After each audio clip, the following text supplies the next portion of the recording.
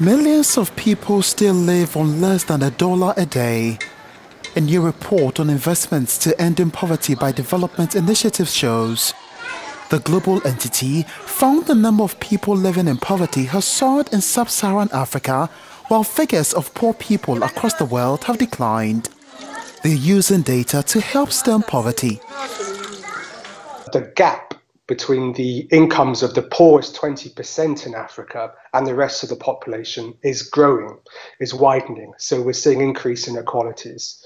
And secondly, the living standards of the very poorest has actually fallen since 2008. In other words, the poorest people today are worse off than the poorest people were 10 years ago. Conditions like this capture the soul of poverty across Africa.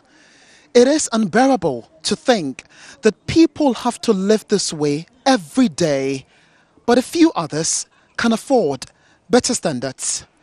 Truth is, it is a worrying gap between the rich and poor. We've already engaged in a wide range of international stakeholders who give aid and other forms of international finance, so they know how they can improve their spending. We're going to be holding roundtable discussions with government stakeholders to inform their decision making. And of course, there's also a wide range of NGOs campaigning on the Leave No One Behind agenda. And we hope that this work will equip them with powerful evidence to support their influencing as well. Experts project worse conditions for half of the 400 million people living in extreme poverty.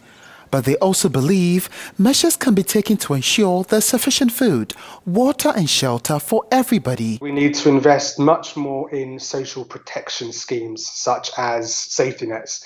These are quite underdeveloped, but the evidence tells us that they can really be effective in reaching the very poorest.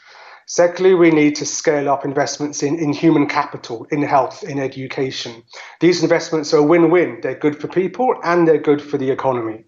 And lastly, we need much better data.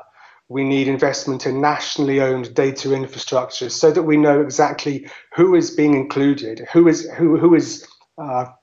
being included and who's being excluded from progress and the interventions that we make. The report said in most sub-Saharan African countries, there's potential to grow the tax base. So if we can all join hands, the narrative can change in a matter of years. This could add meaning to an African saying that it is a collectiveness that strengthens humanity. For Africanews, Ignatius Annor, Point Noir, Republic of the Congo.